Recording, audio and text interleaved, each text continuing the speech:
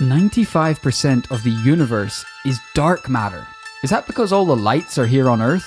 Who's the man in the moon and what does he want? All these questions you can find the answer to on this episode of This Paranormal Life. Whoa, I can feel the fire in you already. Whoa! Put me out! I thought I would try some pre-sup before this podcast. That's right, welcome back to This Paranormal Life, the podcast where every Tuesday we investigate a different paranormal tale, claim, or case and get to the bottom of whether it is truly paranormal or falsely paranormal. As always, you're joined by myself, professional paranormal investigator, Mr. Kit Career, and this guy, professional paranormal investigator, Mr. Rory Powers. Good evening and salutations. As always, I've got a brand new investigation here for us. Let's just dive right in. I'm happy to do that. It's September 5th, 1891, Crawfordsville, Indiana. And two ice delivery men. I don't know why it's so sorry, weird to me. Are you giggling at that? It's a noble profession, Mulvena. I forgot that you cool come it. from a long line of... Chill out, as my dad would say. But you actually broke the mold on that one. Yeah, I didn't want to do that. It was a shitty job. Didn't pay me very much at all. I drove across country with our biggest delivery, and turns out, you need a fridge to keep it ice. Right. Now I'm a water delivery boy. My father's disowned me. No son of ours is gonna peddle water. That's right. Two ice delivery men are going about their business when all of a sudden they felt the sunlight around them dim and the temperature drop. Ooh. It wasn't to do with the ice though. Oh.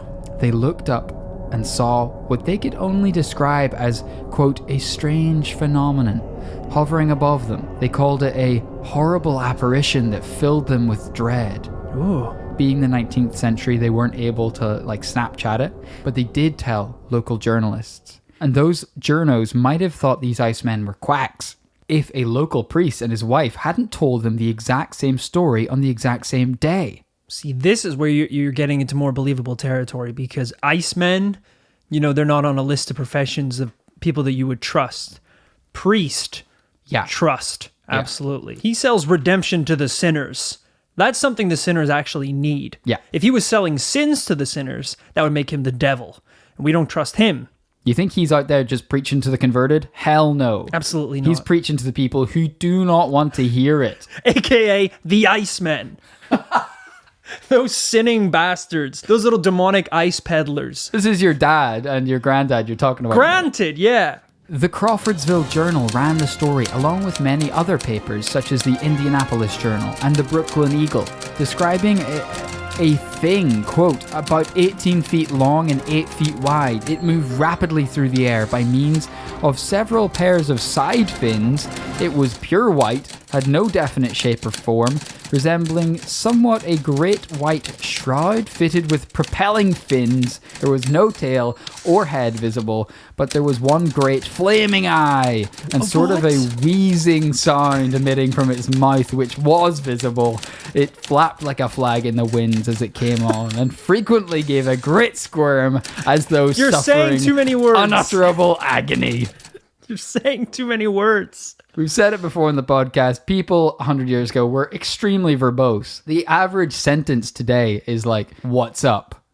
Send nudes. Things like that. Right. Back then, they wrote goddamn essays. I'm trying to visualize this thing in my head. Yeah, let's try and piece this thing together.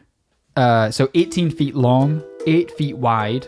So longer than it is wide, moving rapidly, pure white, no definite shape or form, so quite amorphous, a bit of a white shroud, no tail or head, but a giant eye and a giant mouth. One giant flaming eye. Yes. Okay. Wheezing as if in great agony. I mean, it painted quite the picture. If I saw that, I wouldn't know what to call it either. If I saw that thing, I am chomping down on the cyanide tooth in the back of my mouth. I am gone. I'm out. You have a cyanide tooth? Always, brother. You're speaking present tense there, really? Yeah. It's in there. I have my molar right back there. Yeah, I see is it. the cyanide one. Oh, yeah. It's like bright red. It's got like warning symbols on it. I don't know how I can see that from here. It's not discreet at all.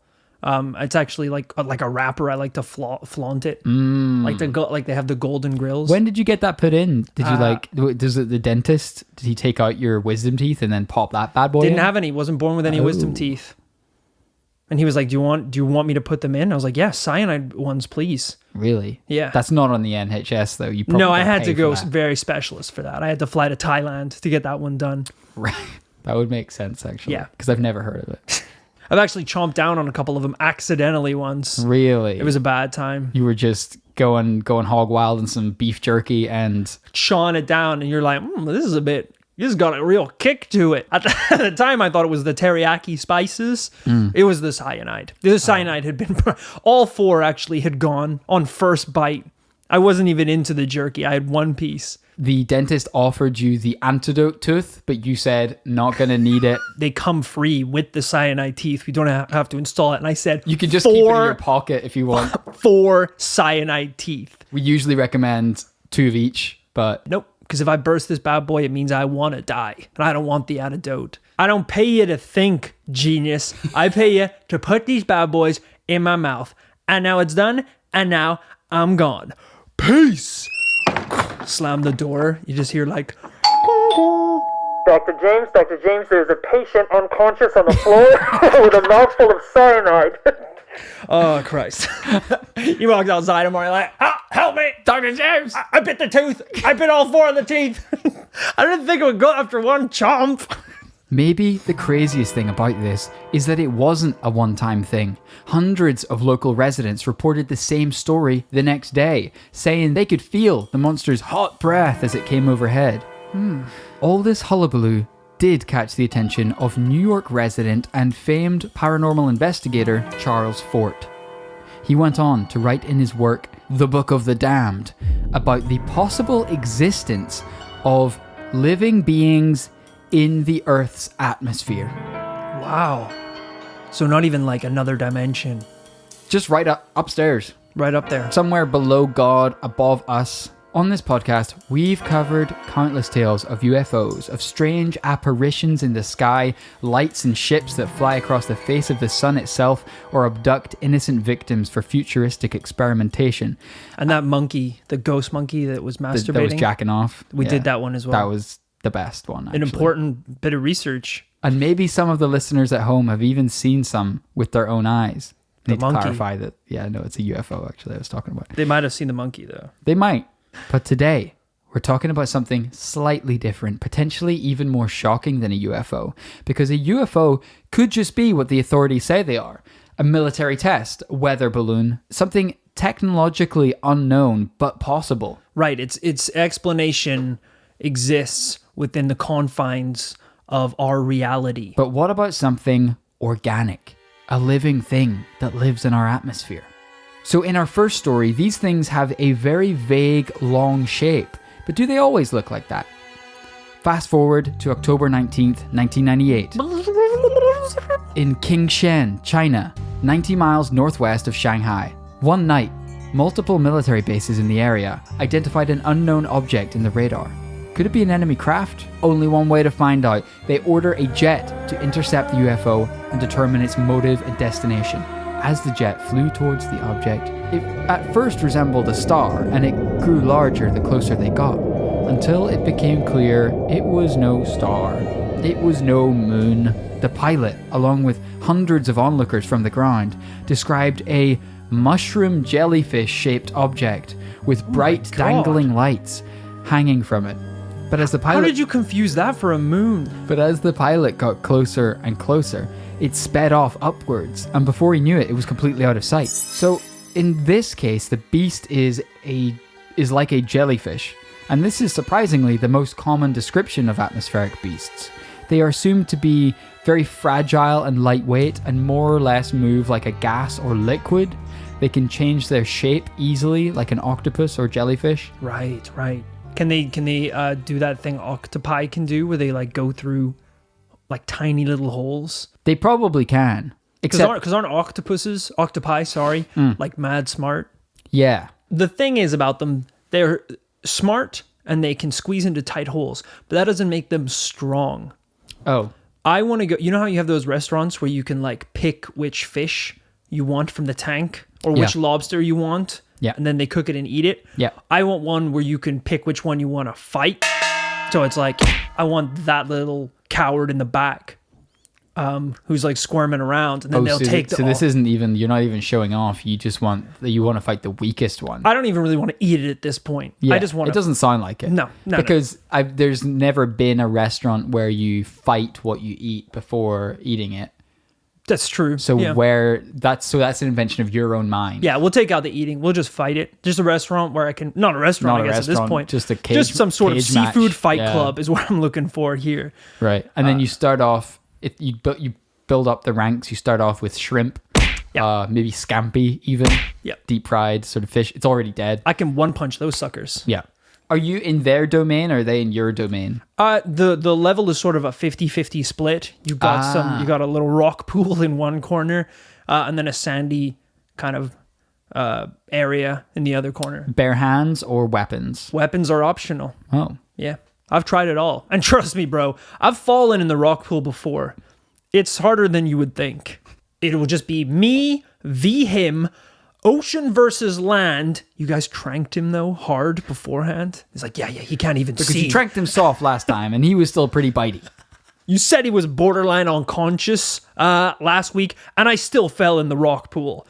Rory, it doesn't matter how unconscious we make him. It's you. You lose your footing. You slipped and you went into the rock pool. I just want to make sure he's out. So if I fall in the rock pool again, he's not going to jump on me. And you insisted on wearing Cuban heels, which are so slippy and slidey. I want to do it in style. Domain. I want to win in style, don't I? They're like, all right, we'll see how it goes. Ding, ding. All right, come here, you little... Oh, God! Straight into the rock pool. Now, this might sound bananas, but there are numerous accounts of such sightings around the world. In 2015, a Dutch photographer got this on camera. All right. Wow, okay. Oh, so I can kind of see how this could be mistaken as a star now. Because if you think of a jellyfish, it does kind of like that pulsating movement. Yeah. When it's at like full pulse, the body of the jellyfish is quite coiled up, almost circular. That's right. And then his, what do you call those, tentacles? Whatever they are. Little jellyfish legs are... almost like a trail behind it. In that freeze frame moment, it does kind of look like a shooting star. Yeah. Almost like an asteroid or a comet, like coming to Earth. But upon closer inspection, it's green for a start. Yep, sure is. Stars aren't usually green. Nope. It looks kind of like a lens flare. I didn't want to bring that up, but I feel like that might be kind of important moving forward. Really? It looks like a pretty complex lens flare to me. He's pointing the camera right at the sun in this picture. I want people to know. There's a zoomed in version of this. This is this. You just handed me the same image. Give me that thing back. But you punched in 4 times. Look, it is weird. It's a strange picture. I'll admit that. It's a very weird looking lens flare or space jellyfish. I just wanted to give you a feel for where we were at. Okay. I actually forgot to show you this. This is allegedly what the Chinese pilots were looking at. I wasn't fully able to verify this, but there was one source online that seemed to be claiming this was what they were chasing down. Okay. Wow. Okay. Now see, we're getting way more into... this is not a lens flare. Right. It does look like a white mushroom. It looks like a little Mario 1-up mushroom, but white. What does it want? But arguably the most widely known sighting was Petrozavodsk, Russia, in 1977, where a UFO/celestial phenomenon was spotted. It was seen all the way from Russia to Helsinki and beyond. To this day, we do not know if it was a weapons test or atmospheric jellyfish, but we do know that the Soviet government and Space Institute investigated it. But their results were inconclusive. They just called it a, quote, anomalous phenomenon, and I can show you one photo of that here. So bearing in mind, long ass time ago, Soviet Russia, a little bit of a small image. That's fine. A little bit of a shitty image, I should say. Ooh, okay. That is a very small image. I think I read that there maybe were original photos, but those were somehow lost. Oh, and that, yeah. And that this is some kind of copy. It's definitely keeping in theme with the jellyfish.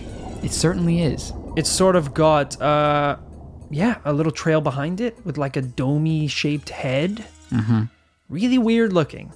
Granted, it could just be a splotch of white ink Again, this was seen all over kind of Northern Europe, which means that it was truly colossal in size and like luminosity. Yeah. But the question does still stand that we have to contend with is it could be a weapons test. Maybe someone wasn't fessing up over that. That's a weird weapon to test. What, a jellyfish? A giant airborne jellyfish. I mean, that would have ended the war, I think. Yeah. Absolutely, 100%. Yeah. Probably with zero casualties. I've heard that one box jellyfish can kill maybe 100 men. What could one god-sized jellyfish do to an entire nation? One omnipotent jelly lord do to an entire country. Rule it. With a jelly fist. Which is surprisingly liberal. Like, it's actually really nice. You could do whatever you want. It's a very tender touch. But also, upon first touch, you kill. Yeah, obviously. You sting to death. Yeah, so you don't need to be iron because you're f***ing poisonous. Because your heart is nails. Yeah. And it goes on. In Norway, 2010, a man was photographing the Aurora Borealis, as he often does, and he saw something he could not explain. Of course, the Tromsø Geophysical Observatory immediately said, that's a camera artifact. That's why it looks the way it does. But I'm going to show it to you. As a paranormal investigator and photography expert, you can see what you think. Right. You know what? I was building up and up and up, and now I'm going back down to lens flare. Oh, to hell. In fact, this is actually pretty damning evidence. Okay. Because in this photo, we're seeing the same effect. We're seeing the dome-like top of the jellyfish. Yep. We're seeing the trail behind it. Yep. But in this photo, we can actually see the rest of the circle of the lens flare around the creature, unless it is enforcing some sort of bubble-like force field around its body. Yeah, he says it's not. This does look like to be a lens flare.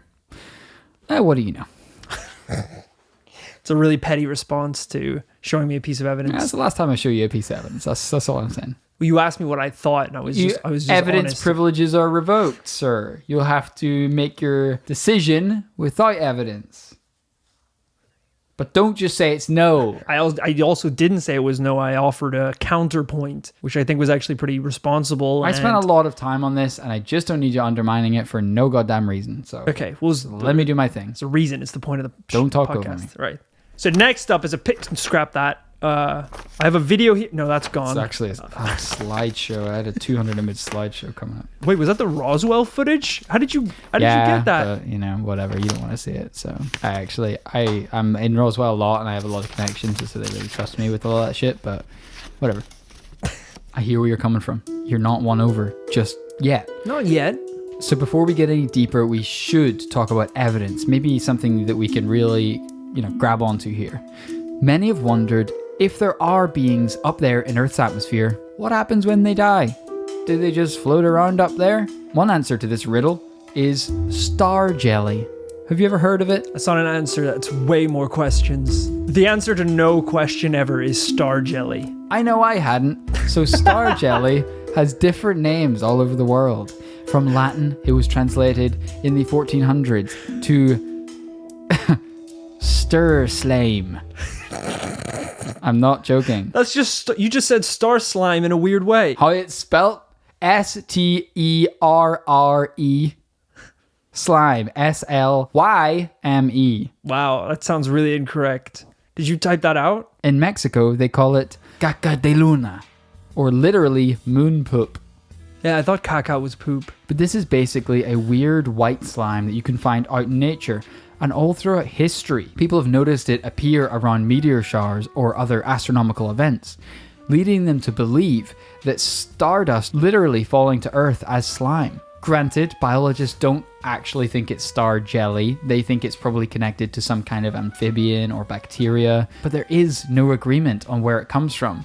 So, paranormal investigators have suggested, could it be a residue, excrement, or dead remains of an atmospheric beast? I had no idea this was a thing at all. Yeah. How is that not just like a type of fungus? Yeah, I know. Because presumably, isn't it very easy to determine if something came from a meteorite? It's incredibly easy because meteorites are composed of isn't it like an insanely high amount of very specific types of iron? Right, but if I there's feel no like you would goddamn know. iron in there... Well, then it's not from a star, is it? There's no way to tell. The thing is made of 100% mushroom. We don't know where it came from. It's 100% slime. What do you want me to do? Yes, it's not entirely agreed upon where it came from, but it's also a little bit of a broad term for any type of slime or gunk found out in nature, like that's white and looks like that. Right. There was one TV show on the BBC where they were like, okay, well, we've got one sample of like some slime here. Where did this come from?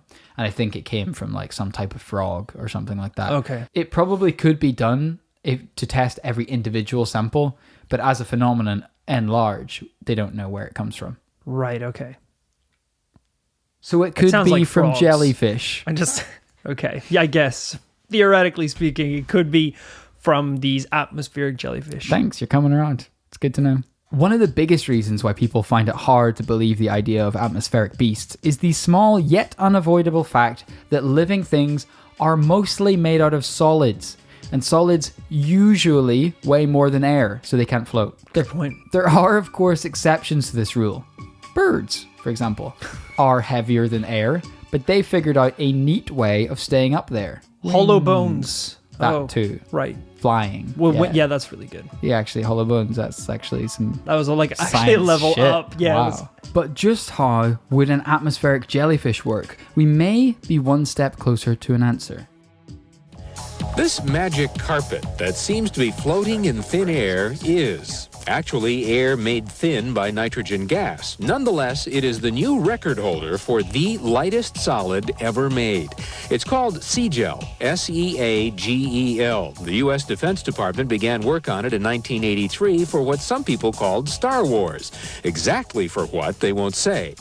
When we first started, the physicists asked us to produce something which we really felt could never be produced. But like anything else, you take it one step at a time, just like building a rocket that's going to go to the moon. It comes in colors. It insulates against temperature, noise, and electric current. But you can lift it with static electricity. There's another property of this material that should make you happy if you have any kind of environmental concerns. Watch this.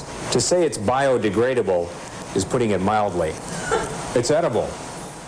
In 1931, aerogels were invented for the first time. A type of gel solid where the liquid, stay with me here, is replaced with a gas. To date, the lightest thing like known to man. I don't know how the physics work, but you can just like set it down. It doesn't just float in the air. Right. But it is lighter. Wait, so if it is 7 times lighter, if it's 7 times lighter than air, and Yeah. it doesn't float, I guess that means air doesn't float. I'm not going to lie to you, I'm in way over my depth here. I think my nose is bleeding. All I know is, previously we didn't think such materials were even possible. Now they are used in products all over the world and in space. Is it possible that nature beat us to the punch, and these atmospheric beasts are lighter than air itself? Maybe they're not made out of aerographene or sea gel, but maybe they're made out of some other yet to be discovered solid that's actually lighter than air. This is what I don't understand. When these type of materials exist in the world, this incredibly light, incredibly durable, flame-resistant cube. Yep. If I got my hands on that, I would build a full-on mechanical suit of armor, and I would cover myself into it head to toe. So Why? Because I know I'm invincible. I'm as light as a feather. I can basically fly. You live an incredibly safe life. But because You're inside all the because I am a time. flower right now. I'm a little flower boy. But if you case the flower in whatever this is, magical, what did you say it was? Cube gel or something? Aerographene. Aerograph. Yeah, shut up. If I case myself in that, I'd be like a rose. What? I have thorns now. I'm prickly. I'm still a flower, obviously, because you're nice. tender and pretty. You're not nice because you told me to shut up just now. But if I had that Tender and pretty. technology, all right, hush now. That's how you see yourself. That's fine. With thorns as well. Don't Oh. forget the thorns. I'm a little prickly bitch as well at the best of times. But if I have this armor as well, I'd be unstoppable. Yeah. Why aren't they implementing that in so our what military? do you want to do that you're currently being stopped by because of your mortality? What is it you're trying to do that you need a suit of armor? I want to start my own thrift shop. What does that have to do with having a suit of armor? Why do you need that? You could start one tomorrow. You literally just put you just buy a bunch of junk and you put it in a space. I didn't think about that. It's actually one of the safest, most boring jobs you could have. You don't really need, you actually need nothing for it because it's just old stuff. You're just selling old stuff. But I hear what our listeners are saying at home. They're screaming into their phones right now. If they were up there, we would see them all the time. But what those foolish, naive, and straight up dumb listeners don't fully understand is the Earth's atmosphere is a very big place. Everyone knows the ocean is 95% undiscovered. Well, the atmosphere is about 50 times bigger than the goddamn ocean. And 100% undiscovered. The atmosphere extends 60 miles straight up, and then multiply that all around a couple hundred miles around the Earth or something. It's true. It's a truly unimaginably massive space. Why couldn't there be a few atmospheric beasts hiding in it? It's true. There's a lot of space to mess around with. It's like when people look up at the stars and they're like, oh, who knows the beauties of the universe out there. And you have to tell them, you are not even looking at the universe. You are looking at our galaxy, our tiny, tiny little galaxy. Right. And there's enough weird stuff going on in this place. We got to start fixing the stuff in our backyard before we start thinking about, the rest of the universe. And I literally mean our backyard. There is dangerous insects. We got a tire fire thing going. It's really bad. We had a whole raccoon infestation. Woo! We brought out the mongoose to take care of those. And now we have a mongoose problem. The raccoons look cute in the videos you see on YouTube. So we bought a whole box of them. Right. Not cute. No, we thought they were like Furbies. Very bitey, very scratchy, lots of rabies. Yep. Point is, look up at the stars, people. Don't look in our back garden. We actually started the tire fire to try and flush them out, and now they just cook their meats on it, and they're getting stronger. It's a lot of protein. Yeah, I saw a raccoon straight up curling barbells in the corner. They are getting hyper smart, hyper jacked. They've built a small prison, and those raccoons are getting especially jacked because they got nothing else to do. It should be said, though, that famed zoologist and actually the man who invented the term cryptid, Ivan T. Sanderson, wrote about these beasts at length, which actually gives them a little bit more credence that someone who's written a lot of books about the paranormal, but he did write books about Bigfoot too, so take from that what you will. And maybe even more impressively, Carl Sagan himself talked about the possibility of balloon-like aliens that could live on gas planets like Jupiter or Saturn.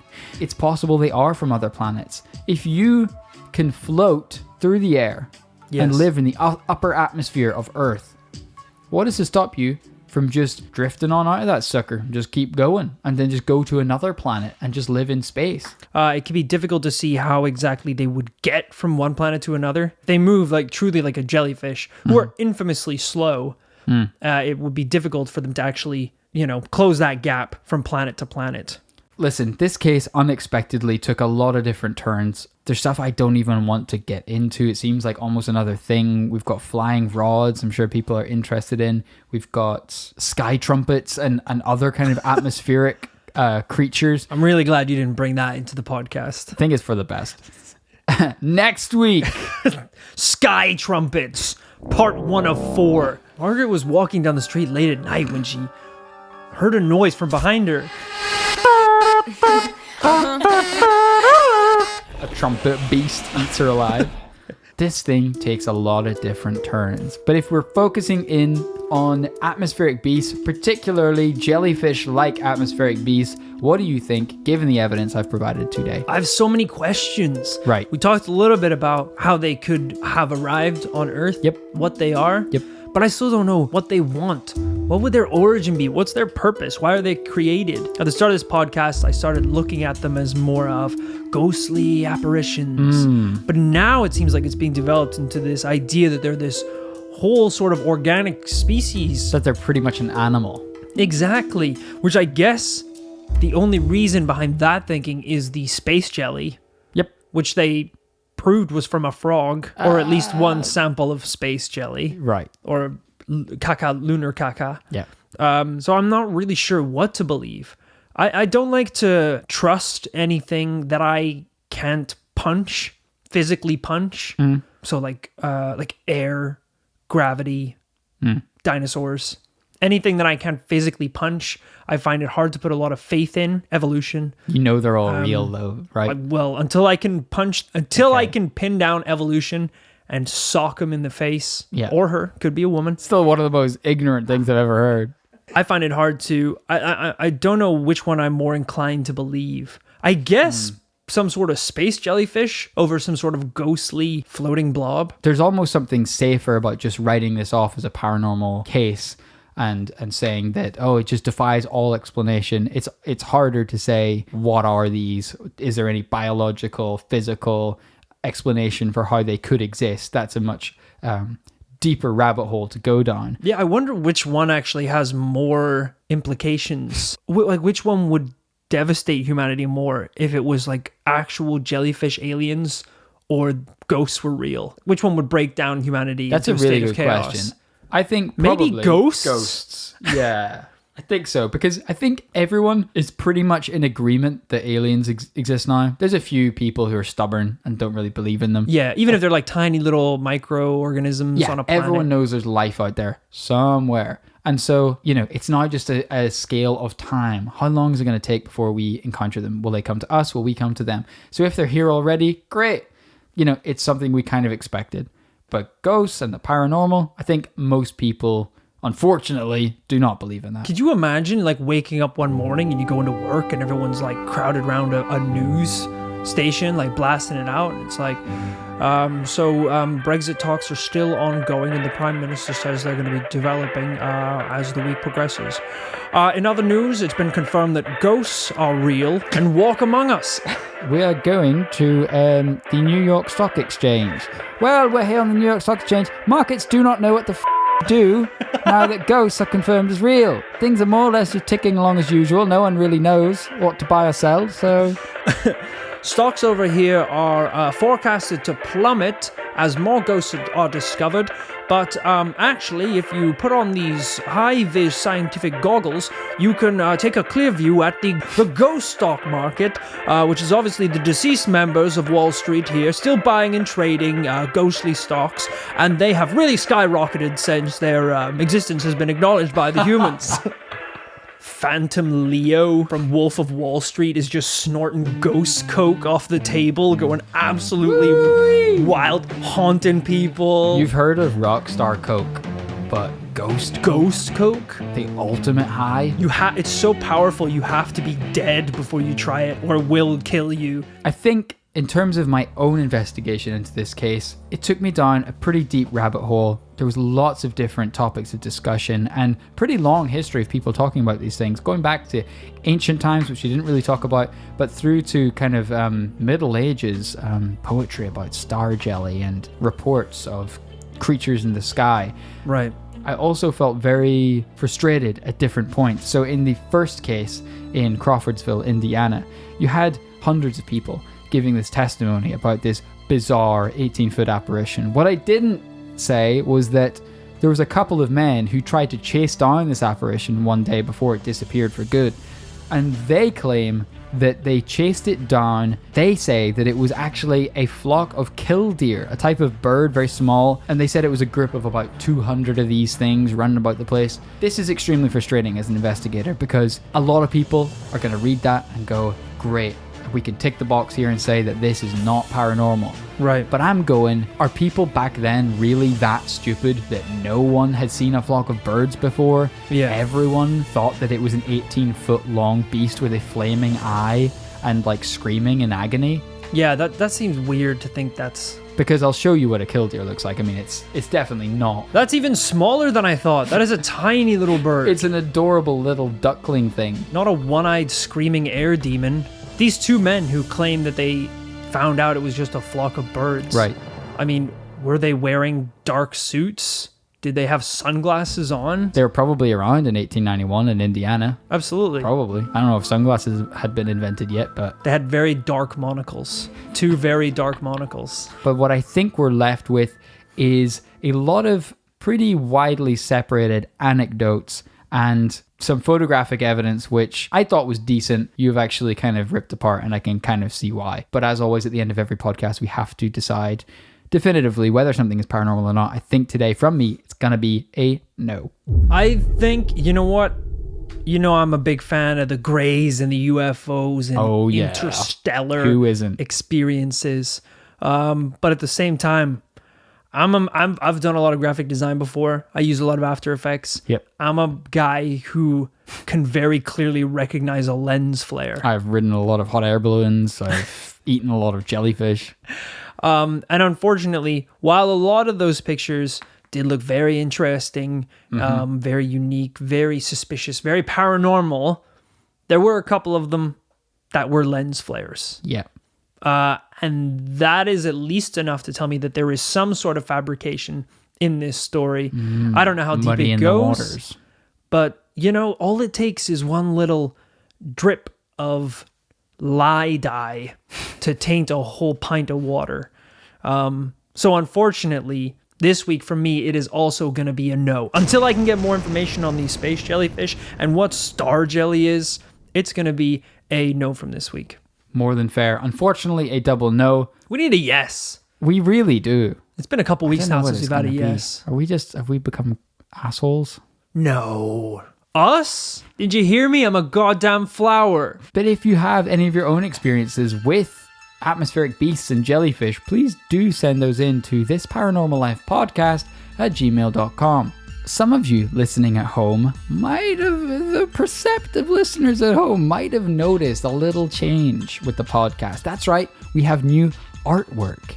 Oh, beautiful. You're seeing that hopefully in your channel, seeing that across our socials and stuff like that. That's right. Stylish. We're coming into winter, we're changing up the scheme. This whole podcast is something real, is something false. Yeah. That conclusion is black and white. That's right. And that's what our logo is, black and white. Some will say that it is the color of the MIBs. I would say that's just a coincidence. I would say they have zero influence on this podcast at all. Almost zero. Did we have a meeting with them recently? Yeah, right. Sure. Listen, baby, you don't get into showbiz without going for lunch with a few suits. So exactly. But yeah, we thought we'd update the artwork because there is actually a few more changes with this Paranormal Life. Ba-ba-da-ba-ba! Excited. Trying to hype everyone up. I'm excited. So this is show's over, folks. It was good enough. We're done. We changed the artwork and we're out. It's called dropping the mic. Going out on a high. The Patreon will continue indefinitely, but the show is over, folks. This is normally the part of the podcast where we would shout out everyone who's supporting us on Patreon. And we still do that, but we just have other stuff to talk about. So we said a couple episodes back that we were going to be discontinuing the Praise Ra t-shirt on the $20 tier of our Patreon. That's right. And that is for very good reason, because today we can officially announce our brand new t-shirts. That's right. If you log on to patreon.com and see our $20 tier, you will see our new shirt going forward. Can we just nip something in the bud here really quick? Look. If you go on the Patreon, you're going to go scroll down to the $20 tier where you see the new shirt. You're going to see something. Look, it says cult shirt. Yeah. All right, in the description. Right. That was a typo. Yeah. We didn't know how to change it. We forgot. We tried the password and we got locked out. It's been this ongoing thing. It's been a real pain in the ass. Yeah, and Patreon are not being helpful. No, Derek at patreon.com. We've been emailing back and forth. Yeah. We said, can you please change this? It's very misleading. He says, it is obviously a cult. I'm like, Derek, read the shirt. It says definitely not a cult. Look, you'll understand it when you see the shirt. See it. If you could just see the shirt. Just for the avoidance of doubt, it's not a cult. The t-shirt is just a typo. It's just a weird typo. So that means if you subscribe to our $20 tier when you are charged on November 1st, that means you qualify for a t-shirt and your t-shirt will be sent out to you. Now, we do know that there are a lot of people who got Praise Ra shirts who are on the $20 tier or have dropped down to the $2 or $5 tier. Mm-hmm. All you guys need to do if you want one of these shirts is bump up to the $20 tier for 1 month, and then your t-shirts will all be sent out on November 1st. They're all going out November 1st, baby. All those commune shirts. You know, we don't like to segregate people on this show. You know, we're all inclusive. We're all part of the Paranormal Nation. Obviously. But similar to, Universal Studios, this is somewhat of a fast pass. Yeah. there are 2 lanes into the commune. Yeah. And borderline the afterlife at this point. yeah. It's like if you show up to a police station in a cop uniform, Yeah. you go straight to the front. If you show up as a even goddamn mean? street thug, you're gonna have to wait in line. Right. If you walk in there with a badge and a gun, they go, "Morning, chief." If you show up to the commune, Doesn't even matter what badge it is. It's crazy. if you show up to the commune with the uniform on, Yeah. you're getting in, brother. Right. No questions asked. Yep. So check it out. There are biometric tags in the t-shirts as well, so we will be scanning everyone on entry to the commune. That's Sure. right. So new shirt on the Patreon. Very exciting. So we're also making one small change to the Patreon. So up to now, we've been doing show notes on the $2 tier. We are continuing to do those just up until November 1st, the end of this month. Basically, we've loved doing the show notes. We've had a blast doing those, but we do see on our end that I think what everyone has been enjoying most, and then what we get the most out of as well, and what people are most interested in, is the bonus audio. It's more shows, it's more investigations, it's more content. And I think, taking the research notes out of the $2 tier gives us more time and effort to up the frequency and the quality of those bonus episodes, which, as we said, I think people are really enjoying the most. We basically found that whilst the show notes were fun to do, that it was kind of time that we could have researched an entire other episode. Absolutely. So one other cool thing that stopping the show notes gives us a bit more time for is video content. You might have seen recently we uploaded a video of an older clip of the podcast, but in Animoji form, and I know everyone was enjoying that. We're going to do more of those. We are also commissioning video versions of older episodes and new ones to go up on our YouTube channel. That's right, we have a YouTube channel now. You can search it, This Paranormal Life, and you'll find us.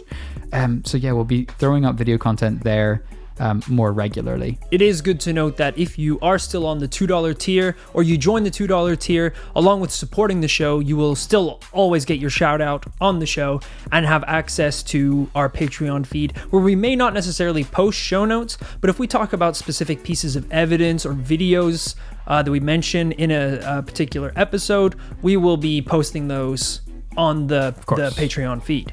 Thanks to everyone for listening this far in the episode, and to all our patrons for supporting us this far. We obviously couldn't do it without you, and we thought that bringing you some new changes, bringing in a new shirt, freshening things up, and getting some new video content and different stuff would just be better for everyone.